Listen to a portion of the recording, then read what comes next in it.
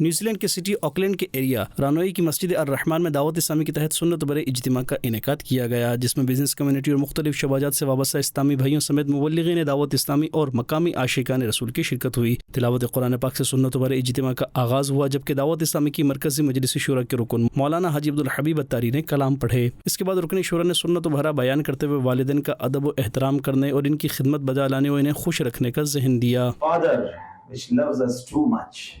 والد کتنا پیار کرتا ہے، ہمارے لیے ڈبل ڈیوٹی، ہمارے لیے ایکسٹرا ایفرٹ فادر کرتا ہے۔ کبھی بھی اپنی لائف میں اپنے ماں باپ کو ڈس رسپیکٹ نہیں کرنا۔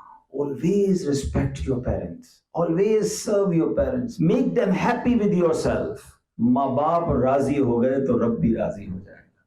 اگر ماں باپ خوش ہو گئے تمہیں غم میں کوئی مبتلا نہیں کر سکتا۔ سنت برے اجتماع کے اختتام پر صلاۃ و سلام پڑھا گیا۔ ادھر نیوزی لینڈ کے سٹی آکلینڈ سے رکن شورا مولانا حاجی عبدالحبیب اتاری دیگر اسلامی بھائیوں کے ہمراہ پالمسٹن نارتھ پہنچے۔ اس موقع پر رکن شورا نے مدنی خبروں کو بتایا۔ نیوزی لینڈ کے شہر پالمسٹن نارتھ میں ہم پہنچ چکے ہیں۔ عاشقان رسول یہاں بھی موجود ہیں، ہمیں ایئرپورٹ پر لینے بھی آئے ہیں، اور آسٹریلیا سے بھی اسلامی بھائی ساتھ ہیں، نیوزی لینڈ سے بھی ساتھ ہیں۔ اللہ کریم ہم سب کو سنتوں کی خدمت کرنے کی توفیق عطا فرمائے۔ پالمسٹن نارتھ میں قائم القادری اسلامک سینٹر میں بھی دعوت اسلامی کے تحت سنت برے اجتماع کا انعقاد کیا گیا، جس میں تلاوت قرآن پاک و نعت رسول مقبول کے بعد رکن شورا نے سنت بھرا بیان کرتے ہوئے شرکاء کو نماز کی پابندی کرنے کا ذہن دیا، جبکہ القادری اسلامک سینٹر میں ہی مختلف شعبات سے وابستہ اسلامی بھائیوں کے درمیان نیکی کی دعوت کا سلسلہ بھی ہوا۔